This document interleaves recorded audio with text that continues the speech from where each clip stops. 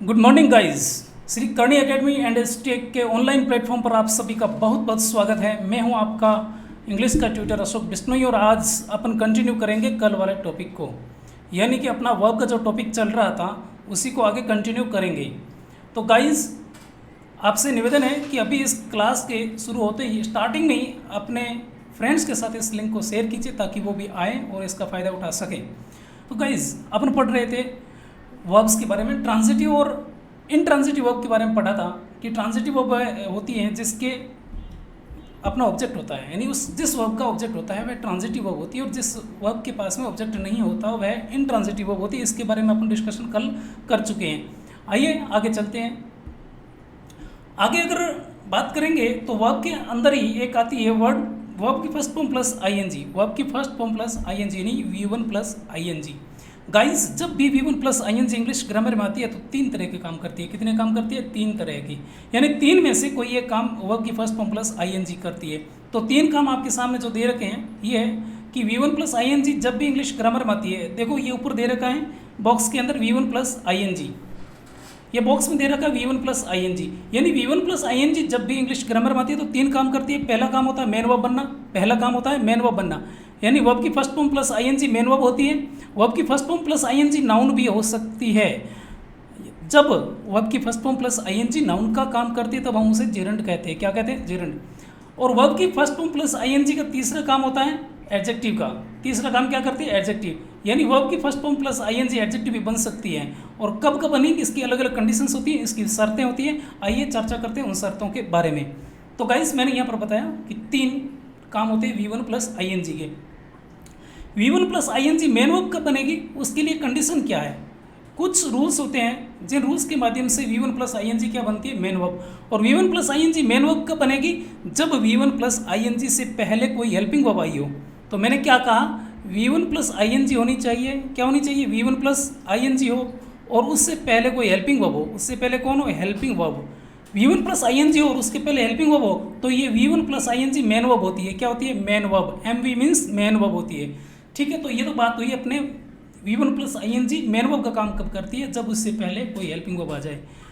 V1 plus ING noun यानी gerund का काम कब करती है? V1 प्लस आईएनजी जेरंड का काम करने के लिए इसके पास में शर्तें हैं। हम पढ़ रहे हैं V1 प्लस आईएनजी को। किसके बारे में चर्चा कर रहे हैं? V1 प्लस आईएनजी, यानी V1 प्लस आईएनजी के पहले हेल्पिंग वर्ब नहीं होनी चाहिए। V1 प्लस आईएनजी के पहले हेल्पिंग वर्ब नहीं हो तो वह V1 प्लस आईएनजी जेरंड हो सकता है। लेकिन अगर इसके बाद में कोई नाउन आ जाए, V1 प्लस आईएनजी के बाद में कोई नाउन या प्रोनाउन भी हो सकता है, कोई नाउन या प्रोनाउन भी आ सकता है।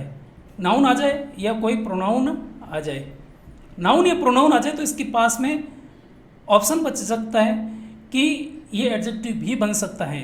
V1 प्लस आईएनजी के बाद में अगर कोई नाउन या प्रोनाउन है, नाउन या प्रोनाउन है तो वह या तो जेरंड होगा या एडजेक्टिव होगा। जेरंड कब होगा और एडजेक्टिव कब होगा इसके बारे में अभी चर्चा करते हैं। तो V1 प्लस आईएनजी के बाद में अगर नाउन बिल्कुल भी नहीं है, मान लो कि नाउन बिल्कुल भी नहीं है और पहले हेल्पिंग वर्ब भी नहीं है, V1 प्लस आईएनजी के पहले हेल्पिंग वर्ब भी नहीं है और बाद में नाउन या प्रोनाउन भी नहीं है, तब तो निश्चित रूप से वह V1 प्लस आईएनजी जेरंड ही होगा। तब तो वह है V1 प्लस आईएनजी क्या होगा? जेरंड। और जेरंड को हम क्या कहते हैं? नाउन होता है। जेरंड क्या होता है? नाउन होता है। ठीक है, ये भी इसी को हम बेसिकली जो अपने नाउन पढ़ा था उसी नाउन की तरह ट्रीट करेंगे। इसका मतलब इसकी एप्लीकेशंस भी वही होंगी जो किसी नाउन की एप्लीकेशंस होती है। और नाउन की एप्लीकेशंस क्या थी? वो चार एप्लीकेशंस थी जिनके बारे में हमने चर्चा की थी। आइए गाइस देखते हैं नेक्स्ट एडजेक्टिव का। हाँ, मैंने क्या कहा कि V1 प्लस आईएनजी के बाद में कोई नाउन भी न हो और V1 प्लस आईएनजी के पहले कोई हेल्पिंग वर्ब नहीं हो तो निश्चित रूप से वह V1 प्लस आईएनजी जेरंड का काम करती है। बात समझ भाई? लेकिन अगर V1 प्लस आईएनजी है, क्या है? V1 प्लस आईएनजी और उसके बाद में कोई नाउन या प्रोनाउन आ गया तो क्या करोगे? देखिए नाउन या प्रोनाउन हो भी सकता है, नाउन या प्रोनाउन हो भी सकता है, तब भी वह जेरंड का काम कर सकता है। बात क्या बोली मैंने कहा V1 प्लस आईएनजी हो और उसके बाद में कोई नाउन या प्रोनाउन हो तो भी ये V1 प्लस आईएनजी जेरंड का काम कर सकता है। और वो किस कंडीशन में होगा? उसके लिए हम पहले एडजेक्टिव को समझते हैं। उसके लिए हम पहले समझेंगे एडजेक्टिव को। तो एडजेक्टिव के लिए कंडीशन क्या है? एडजेक्टिव के लिए कंडीशन ये है कि V1 प्लस आईएनजी एडजेक्टिव भी बन सकता है। V1 प्लस आईएनजी एडजेक्टिव भी बन सकता है, लेकिन कब बनेगा? जब उससे पहले कोई हेल्पिंग वर्ब नहीं हो। तो हेल्पिंग वर्ब तो नहीं होनी चाहिए। किसके लिए? जेरंड के लिए भी हेल्पिंग वर्ब नहीं होगी पहले, और एडजेक्टिव के लिए V1 प्लस ING से पहले कोई हेल्पिंग वर्ब नहीं होती। ये बात आई समझ में? अच्छा, तो V1 प्लस ING के पहले हेल्पिंग वर्ब नहीं हो और एडजेक्टिव बनने के लिए V1 प्लस ING एडजेक्टिव कब बनेगा? V1 प्लस ING एडजेक्टिव तब बनेगा, इसके लिए एक ज़रूरी शर्त होती है। वो शर्त क्या है? वो शर्त ये है कि इसके बाद में कोई नाउन या प्रोनाउन होना चाहिए। क्या होना चाहिए? नाउन या प्रोनाउन होना चाहिए। नाउन या प्रोनाउन होना चाहिए। तो मैंने क्या कहा? V1 प्लस ING एडजेक्टिव बन सकता है। V1 प्लस ING एडजेक्टिव बन सकता है। V1 प्लस ING एडजेक्टिव कब बनेगा? जब V1 प्लस ING के पहले हेल्पिंग वर्ब नहीं हो और उस V1 प्लस ING के बाद में कोई नाउन या प्रोनाउन होना चाहिए। क्या होना चाहिए? V1 प्लस ING के बाद में कोई नाउन या प्रोनाउन होना चाहिए। केवल इतना ही नहीं, इसी के साथ साथ ये जरूरी है कि ये जो V1 प्लस ING है, ये V1 प्लस ING है, इस नाउन या प्रोनाउन की क्या बताएं? विशेषता बताएं। इस नाउन या प्रोनाउन की विशेषता बतानी चाहिए। ये V1 प्लस ING अगर इस नाउन या इस प्रोनाउन की विशेषता बता रहा है तो ये V1 प्लस ING आपका क्या हो जाएगा? एडजेक्टिव। ये क्या हो जाएगा? एडजेक्टिव। वरना क्या हो जाएगा? वरना ये वाला देखिए जरा, V1 प्लस ING का जिरंड वाला काम। जिरंड वाले में अपन ने क्या कहा था कि V1 प्लस ING के पहले हेल्पिंग वर्ब नहीं होगी। बिल्कुल, हेल्पिंग वर्ब तो जिरंड में भी नहीं होती और हेल्पिंग वर्ब एडजेक्टिव बनता है तब भी नहीं होती। लेकिन V1 प्लस ING के बाद में अगर नाउन है या प्रोनाउन है, अगर V1 प्लस ING के बाद में नाउन है लेकिन इस नाउन की विशेषता ये V1 प्लस ING नहीं बता रही हो, इस नाउन की विशेषता ये V1 प्लस ING नहीं बता रही हो, तो ये नाउन जिरंड का काम करेगा, यानी ये नाउन होगा। तो ये V1 प्लस ING जिरंड का काम करेगा, यानी नाउन होगा। यानी V1 प्लस ING किसकी विशेषता नहीं बतानी चाहिए? इस नाउन की। हाँ, नाउन से पहले V1 प्लस ING हो सकती है, लेकिन ये V1 प्लस ING उस नाउन की विशेषता नहीं बताना चाहिए, तभी हम उसको जिरंड कहेंगे। तभी हम उसको क्या कहेंगे? जिरंड। आइए एग्जाम्पल देखते हैं, उससे बहुत अच्छे से क्लियर हो जाएगा। एग्जाम्पल देखेंगे तो उससे क्लियरिटी आ जाएगी। एग्जाम्पल आपके सामने ये है,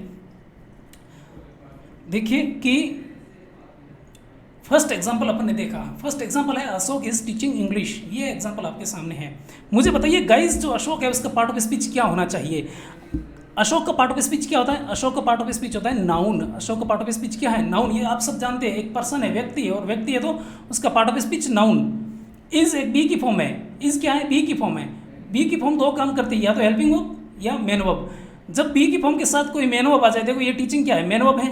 टीचिंग क्या है? Main verb. तो बी की फॉर्म के साथ मेन वर्ब आ गई तो ये बी की फॉर्म हेल्पिंग वर्ब है। बी की फॉर्म क्या है? Helping verb. और टीचिंग क्या है? V1 प्लस ING है नहीं? Teach plus ING। Teach plus ING यानी वर्ब की फर्स्ट फॉर्म प्लस ING है। और इस वर्ब की फर्स्ट फॉर्म प्लस ING से पहले अगर हेल्पिंग वर्ब आ रखी है तो इस V1 प्लस ING को हम मेन वर्ब कहते हैं। क्या कहते हैं? मेन वर्ब कहते हैं। बात समझ में आई क्या? ये मेन वर्ब हो गई। और इस मेन वर्ब के बाद में इंग्लिश किसी सब्जेक्ट का नाम है, इसलिए इसका पार्ट ऑफ स्पीच क्या हो जाएगा? नाउन। सब्जेक्ट का नाम है इसलिए इसका पार्ट ऑफ स्पीच क्या हो जाएगा? नाउन। और नाउन जब भी इंग्लिश ग्रामर में आते हैं तो चार में से कोई एक काम कर रहा होता है।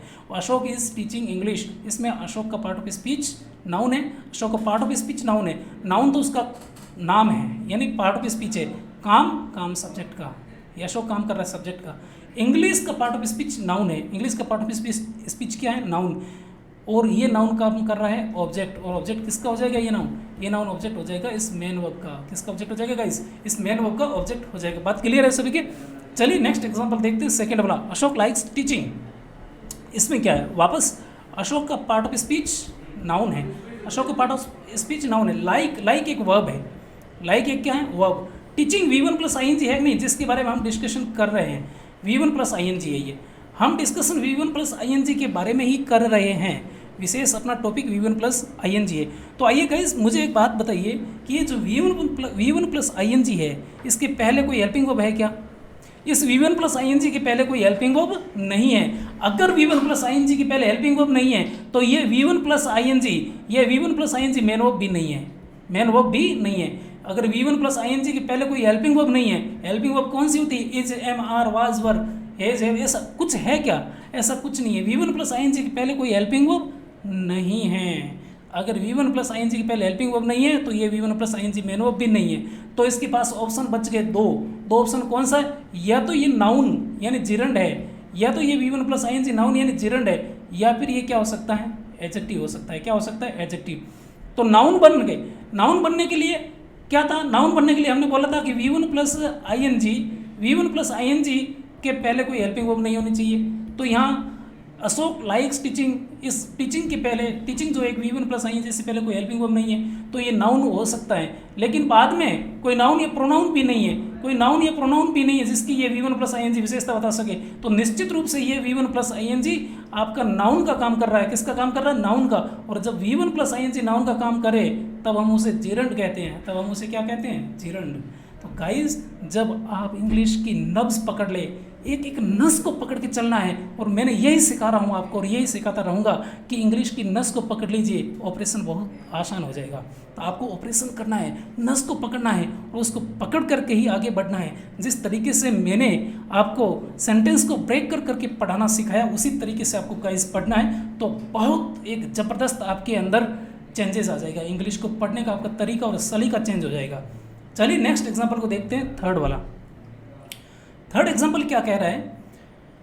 थर्ड एग्जाम्पल देखिए ज़रा, स्मोकिंग।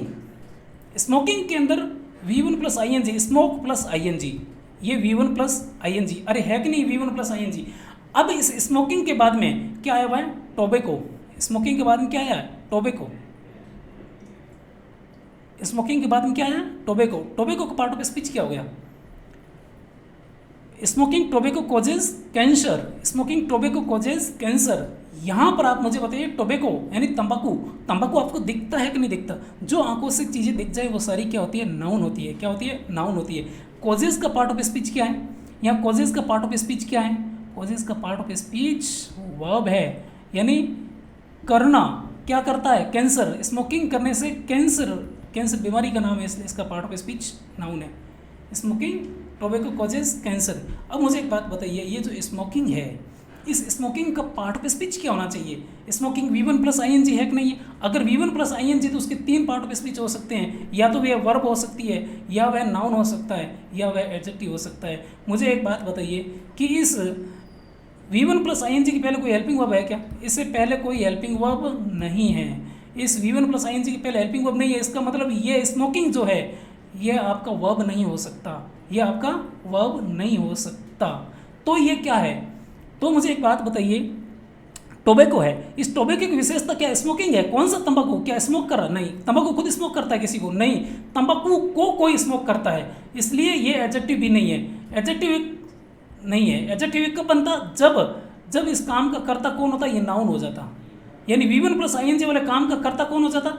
ये नाउन। ये नाउन अगर इस V1 प्लस आई के कर्ता हो जाता तब तो ये एडजेक्टिव बन जाता, लेकिन अभी ये जिरंड है, एडजेक्टिव नहीं है। बात समझ में आई गाइस? तो ये हो गया आपके सामने जिरंड का। एक दो एग्जाम्पल और लेते हैं, एक दो एग्जाम्पल और। आइए ज़रा नेक्स्ट स्लाइड पर। एक स्लाइड आपके सामने और है, ये बहुत ही ज़बरदस्त स्लाइड है। मैंने आपको क्या बोला? मैंने बोला कि V1 प्लस आई इंग्लिश ग्रामर में आती है तो उसके पार्ट ऑफ स्पीच 3 टाइप के हो सकते हैं। या तो वह V1 प्लस आई क्या होगी? मेन वर्ब, या वह नाउन यानी जिरंड हो सकता है, या वह क्या होगा? एडजेक्टिव होगा। और जब ये एडजेक्टिव होता है तब उसे प्रेजेंट पार्टिसिपल कहते हैं। क्या कहते हैं? Present participle. अब एक एग्जांपल मैं आपके सामने और लेता हूँ, एक इजी एग्जांपल एडजेक्टिव को लेते हैं। एडजेक्टिव का इजी एग्जांपल लेते हैं।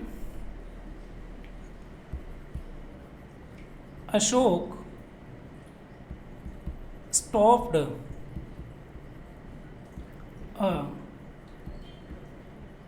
running fan। अशोक स्टॉप्ड अ रनिंग फैन, ये क्या है? एग्जाम्पल है, तो इस एग्जाम्पल को अपन पोस्टमार्टम करना है। पोस्टमार्टम करने के लिए यानी कि इसका ऑपरेशन करना कैसे कैसे क्या? इसके पार्ट ऑफ स्पीच देख लो। अशोक का पार्ट ऑफ स्पीच क्या?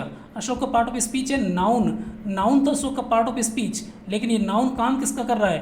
ये नाउन वर्ब से पहला है, इसलिए काम कर रहा है सब्जेक्ट का। किसका काम कर रहा है? सब्जेक्ट का। स्टॉप्ड आपकी वर्ब की सेकंड फॉर्म है। वर्ब की कौन सी फॉर्म है? सेकंड फॉर्म, यानी ये मेन वर्ब है। स्टॉप्ड क्या है? Main verb. मेन वर्ब की कौन सी फॉर्म है? सेकंड फॉर्म है। ए क्या है? ए आर्टिकल है। ए क्या है? आर्टिकल है। Running, running V1 plus ING है। गाइस रनिंग का पार्ट ऑफ स्पीच क्या होगा अभी हम देख लेंगे, लेकिन फैन का पार्ट ऑफ स्पीच तो हमें पता है। फैन का पार्ट ऑफ स्पीच क्या होता है बताइए जरा? क्या ये आंखों से दिखता है? दिखता है, तो इसका पार्ट ऑफ स्पीच नाउन, यानी कोई वस्तु है। वस्तु है तो पार्ट ऑफ स्पीच नाउन हो गया। अब हमारा जो टॉपिक है वो है V1 प्लस ING को डिस्कस कर रहे हैं। हम किसको डिस्कस कर रहे हैं? V1 प्लस ING को डिस्कस कर रहे हैं। तो इसमें V1 प्लस ING कहाँ है? अशोक स्टॉप्ड रनिंग फैन, तो रनिंग V1 प्लस ING है। और V1 प्लस ING जब भी इंग्लिश ग्रामर में आता है तो 3 काम कर सकता है, यानी कि उसके पार्ट ऑफ स्पीच 3 हो सकते हैं, या तो वो मेन वर्ब होगा, या वह नाउन हो सकता है, या वह एडजेक्टिव होगा। मेन वर्ब के लिए ज़रूरी क्या कि V1 प्लस ING के पहले हेल्पिंग वर्ब आनी चाहिए।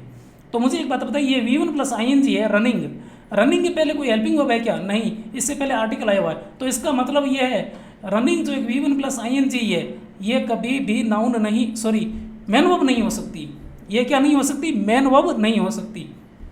चलिए मेन वर्ब का ऑप्शन तो हट गया, मेन वर्ब तो ये नहीं है। ये V1 प्लस ING जो running V1 plus ING main verb तो नहीं है। अब इसके सामने 2 ऑप्शन है, या तो ये नाउन है या यह एडजेक्टिव है। नाउन है तो क्या होगा? नाउन कैसे बन सकता है और एडजेक्टिव कैसे बन सकता है? इसकी 2 शर्तें हैं जो मैंने आपको बताई। वो कौन कौन सी शर्त है जरा बताइए मुझे। मैंने कहा था कि V1 प्लस ING नाउन कब बनेगा? जब उससे पहले हेल्पिंग वर्ब नहीं हो, वो तो इसमें रनिंग में है नहीं। तो V1 प्लस ING हो और उसके बाद में कोई नाउन या प्रोनाउन नहीं होना चाहिए, लेकिन यहाँ तो नाउन है भाई। V1 प्लस ING रनिंग एक V1 प्लस ING, इसके बाद तो नाउन आ रहा है, और नाउन आ रहा है तो इसके लिए एक शर्त और थी कि ये एडजेक्टिव कब बनेगा, या फिर जिरंड नहीं होगा। जिरंड नहीं, V1 प्लस ING जिरंड नहीं होगा नाउन आने के ऊपर। तो जिरंड कब नहीं होगा? जब इस V1 प्लस ING जो इस नाउन की विशेषता नहीं बताए, ये V1 प्लस ING अगर इस नाउन की विशेषता नहीं बता रही हो तो ये जिरंड हो सकता है। लेकिन मुझे बात बताइए कि ये V1 plus ING running, running V1 plus ING है, क्या ये फैन की विशेषता है क्या? अरे मुझे बताओ कौन सा पंखा रोका? उस पंखे की विशेषता क्या थी? कि वो पंखा चल रहा था। उस पंखे की विशेषता थी कि वो पंखा चल रहा था। तो कौन से फैन को रोका? चलते हुए फैन को। तो इस फैन की विशेषता हो गई V1 प्लस ING। ये रनिंग है, कौन से फैन को रोका? रनिंग फैन को। तो रनिंग उस फैन की विशेषता हो गई। और अगर उस फैन की विशेषता है तो फैन है एक नाउन। फैन का पार्ट ऑफ स्पीच क्या है? नाउन। और नाउन की विशेषता बता रही है रनिंग, तो रनिंग का पार्ट ऑफ स्पीच भी क्या हो जाएगा? रनिंग का पार्ट ऑफ स्पीच हो जाएगा एडजेक्टिव। बात समझ में आई क्या? रनिंग का पार्ट ऑफ स्पीच क्या हो जाएगा? एडजेक्टिव, है ना। रनिंग फैन, क्या फैन खुद चल रहा था? बिल्कुल चल रहा था फैन। तो उस फैन को उसने रोक दिया। तो ये है V1 प्लस ING है, तो ये क्या कर रहा है? एडजेक्टिव बन रहा है। यहाँ पर ये अशोक स्टॉप्ड ए रनिंग फैन, इसके अंदर रनिंग का पार्ट ऑफ स्पीच क्या होगा? एडजेक्टिव होगा। क्यों? क्योंकि ये फैन है, एक नाउन की विशेषता बता रहा। बात क्लियर है? ये हमने एडजेक्टिव के बारे में भी चर्चा कर ली। एक बहुत धांसू एग्जाम्पल आपके सामने, एक जबरदस्त एग्जाम्पल, एक अमेजिंग एग्जाम्पल आपके सामने है। They pacified the fighting bulls by throwing water. इस एग्जाम्पल को पहले इस वीडियो को पॉज करके आपको पोस्टमार्टम करना है, इसका ऑपरेशन करना है, इसकी नब्ज को पकड़ना है, इसकी नस को समझना है। तो समझिए तब मैं समझूं कि आपको सब कुछ समझ में आ रहा है। कैसे पता चलेगा? चलिए हम ही डिस्कस करते हैं इसके बारे में। तो गाइज आपके सामने एक एग्जाम्पल और है। They pacified the fighting bulls by throwing water. By throwing water they pacified. Pacified का मतलब होता है शांत करना। दे पेसिफाइड, पेसिफाइड का अर्थ क्या होता है? शांत करना। उन्होंने शांत किया, किसको शांत किया? फाइटिंग यानी लड़ते हुए, बुल्स यानी बैलों को, सांडों को, लड़ते हुए बैलों को उसने शांत किया। उन्होंने लड़ते हुए बैलों को शांत किया। कैसे शांत किया? बाय थ्रोइंग यानी फेंकते हुए, वाटर यानी जल फेंकते हुए, पानी फेंकते हुए, लड़ते हुए सांडों को शांत किया। ठीक है, तो इसके अंदर इसका करते हैं पोस्टमार्टम। चलो आइए ऑपरेशन करते हैं। ऑपरेशन करने के लिए सबसे पहले हमें ये समझना होगा कि दे का पार्ट ऑफ स्पीच क्या है। बताइएगा, इस दे का पार्ट ऑफ स्पीच बिल्कुल प्रोनाउन होता है। दे क्या होता है? प्रोनाउन। पेसिफाइड क्या है? वर्ब की सेकंड फॉर्म है, यानी मेन वर्ब है। पेसिफाइड क्या है? पेसिफाइड क्या है? पेसिफाइड है आपकी मेन वर्ब। द क्या है? द का part of speech article. Fighting V1 plus ING है। फाइटिंग क्या है? V1 plus ING। बुल्स का part of speech noun. Bulls का पार्ट ऑफ स्पीच नाउन है। बाय एक प्रपोजिशन होता है। बाय क्या होता है? एक प्रपोजिशन होता है। थ्रोइंग क्या है? V1 plus ING। Throwing V1 plus ING है। और वाटर है नाउन। वाटर क्या है? नाउन है। वाटर का पार्ट ऑफ स्पीच नाउन। और हम पढ़ रहे हैं केवल V1 प्लस ING को डिस्कस करना है। हमें किसको डिस्कस करना है? V1 प्लस ING को। आइए जरा इसको V1 प्लस ING को डिस्कस करते हैं। तो मुझे एक बात बताइए, दे पेसिफाइड द फाइटिंग बुल्स में ये दे है, इसका पार्ट ऑफ स्पीच क्या बताया आपने? प्रोनाउन। तो ये तो काम कर रहा है सब्जेक्ट का, ये प्रोनाउन सब्जेक्ट काम कर रहा है। लेकिन हमारा टॉपिक है V1 प्लस ING, तो हम केवल सीधे फाइटिंग पर आ जाते हैं। किस पर आ जाते हैं? फाइटिंग। फाइटिंग क्या है? V1 प्लस ING है कि नहीं? आप मुझे बताइए। अगर फाइटिंग V1 प्लस ING है तो ये 3 काम कर सकता है, यानी कि इसके पार्ट ऑफ स्पीच 3 हो सकते हैं। या तो ये मेन वर्ब होगा, या ये नाउन यानी जिरंड होगा, या फिर ये एडजेक्टिव हो सकता है। बात समझ में आई क्या? इनको नोट करना है तो आप में एक क्षण के लिए कैमरे से हट जाता हूँ, तब तक आप इसको नोट कर लीजिए। हाँ, इसको पॉज करके आप नोट कर सकते हैं। ठीक है गाइस, चलिए आगे बढ़ते हैं। तो अपन पढ़ रहे थे V1 प्लस ING। तो फाइटिंग का पार्ट, फाइटिंग क्या, V1 plus ING, fight plus ING यानी फाइटिंग हो गया। अब V1 प्लस ING कितने काम करता है, 3। मुझे बताइए क्या ये V1 प्लस ING जो फाइटिंग है V1 प्लस ING है, क्या ये मैन वर्ब हो सकता है क्या? मैन वर्ब कब होता है, जब इससे पहले कोई हेल्पिंग वर्ब आ जाती, लेकिन इससे पहले तो द आर्टिकल है, हेल्पिंग वर्ब नहीं है। इसका मतलब ये V1 प्लस ING है, मैन वर्ब नहीं है। तो क्या ये है, क्या ये नाउन हो सकता है क्या, यानी जिरंड हो सकता है क्या ये V1 plus ING? V1 plus ING gerund कब होता? जिरंड होने के लिए मैंने आपको क्या बताया कि उसके पहले कोई हेल्पिंग वर्ब नहीं होनी चाहिए, तो वो तो फाइटिंग के पहले भी नहीं है, तो वो तो फाइटिंग के पहले भी नहीं है। तो उस V1 प्लस ING के बाद में नाउन या प्रोनाउन हो सकता है, लेकिन उस नाउन या प्रोनाउन की V1 प्लस ING विशेषता नहीं बतानी चाहिए। मुझे बताओ कि इस V1 प्लस ING के बाद कोई नाउन या प्रोनाउन है कि नहीं है? बिल्कुल है। बुल्स, बुल्स क्या है, नाउन है। तो ये नाउन आ गया। V1 प्लस ING के बाद में नाउन आते ही, देखते ही सीधा बच्चे क्या सोचते हैं कि वो एडजेक्टिव होगा, लेकिन ऐसा कभी जरूरी नहीं होता। तो मुझे बताइए ये V1 प्लस ING के बाद में बुल्स जो एक नाउन है, क्या इस नाउन की विशेषता ये V1 प्लस ING बता रहा है क्या? क्या इस बुल्स की विशेषता फाइटिंग है क्या? अरे कौन से सांड को शांत किया, कौन से बेलों को शांत किया? जो बेल लड़ रहे थे, उन बेल की विशेषता क्या थी कि वो लड़ रहे थे।